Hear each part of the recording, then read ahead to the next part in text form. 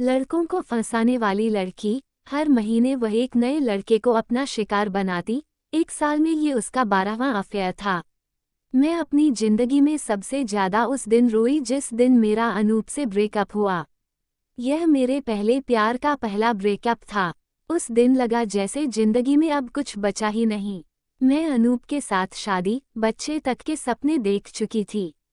उसका मुझे यूं छोड़कर जाना मैं सहन नहीं कर पाई। हम एक ही ऑफिस में काम करते थे। सब हमारे अफेयर के बारे में जानते थे। ब्रेकअप के बाद उसके साथ एक ही ऑफिस में काम करना मेरे लिए मुश्किल हो गया। मैंने ऑफिस से छुट्टी ली और अपने घर पटना आ गई। मम्मी पापा को मुझे यूं उदास देखने की आदत नहीं थी। वे हर वक्त मेरे आसपास मंडराते और मैं चिढ़ जाती। उनसे पीछा छुड़ाने के लिए मैं खुद को कमरे में बंद कर लेती और घंटों रोती। उसे भूलने की कोशिश में कई कई रातें रोते हुए गुजरी। मुझे समझ नहीं आ रहा था कि आगे की जिंदगी कैसे कटेगी। फिर एक दिन मेरे ऑफिस से प्रतीक का फोन आया। वो मेरे और अनूप का कॉमन फ्रेंड है। प्रतीक हमारे अफेयर के बारे में जानता था। मैं फोन पर उससे बात करते हुए फिर से रोने लगी। वो मेरे मन को समझ रहा था।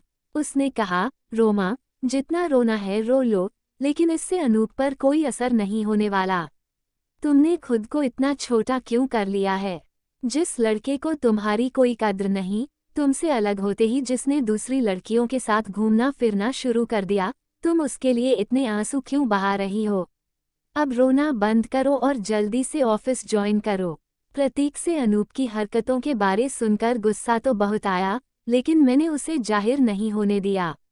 हाँ, इतना मैं तय कर चुकी थी कि अब अनूप के लिए एक भी आंसू नहीं बहाऊंगी। उसकी तरह मैं भी दूसरे लड़कों के साथ घूमूंगी और अनूप को बता दूंगी कि अब मेरा उससे कोई वास्ता नहीं। एक बार फिर मैं रात भर जागी, लेकिन इस बार रोकर नहीं, अब मैं खुद को बदलना चाहती थी। मैंने अगले दिन का टिकट लिया और दिल्ली वापस आ गई। आते ही ऑफिस ज्वाइन किया और अनूप के सामने ऐसे जाहिर किया जैसे मैं उसे जानती ही नहीं।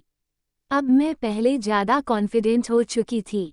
मन में कहीं न कहीं अनूप को मजा चखाने की इच्छा अब भी दबी हुई थी। मैं उसे ये महसूस कराना चाहती थी कि उसके होने या न होने से मुझे कोई फर्क नहीं पड़ता।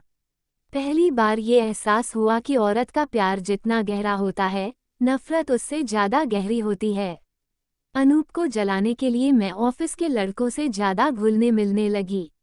मुझे किसी लड़के में दिलचस्पी नहीं थी, लेकिन उन्हें इम्प्रेस करने के लिए मैं ऑफिस में पहले से ज्यादा बन ठन कर आने लगी। अब आलम यह था कि हर महीने मेरा दिल किसी लड़के पर आ जाता।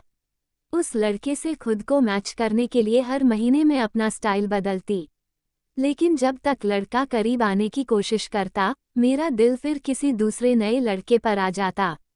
इस तरह एक साल में मेरा दिल 12 लड़कों पर आ चुका था। जब जैसा लड़का मुझे पसंद आता, मेरा एटीट्यूड, चाल ढाल, कपड़े पहनने का ढंग सब कुछ उसके जैसा हो जाता। ऑफिस में मेरे 12 अफेयर और नए नए लुक्स पर खूब गॉसिप होती, लेकिन मुझ पर इसका कोई असर न होता। अब मैं लड़कों की नहीं, अपनी खुशी के लिए उनसे दोस्ती करती और बोर होने पर उनसे दूरी बना लेती। सच कहूँ तो मैं उन्हें डंप कर देती। अब मैं हर दिन खूबसूरत दिखती, हर पल खुश रहती।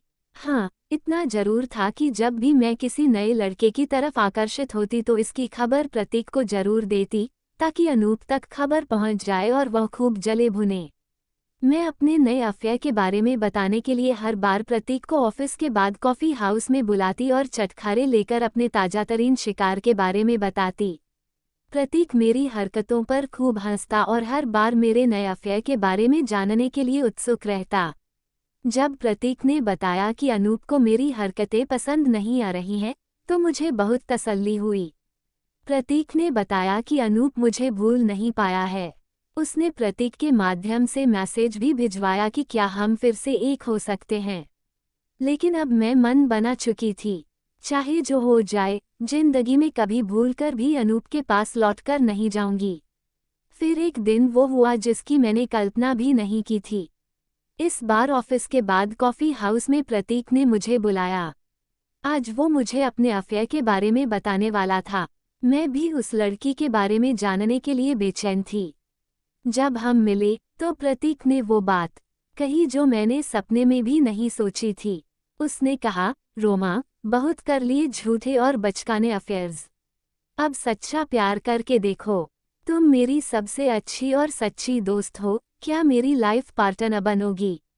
पहले तुम सिर्फ अच्छी दोस्त थी, लेकिन अब मुझे तुम्हारी आदत हो गई है। मैं पूरी जिंदगी तुम्हारे साथ बिताना चाहता हूँ।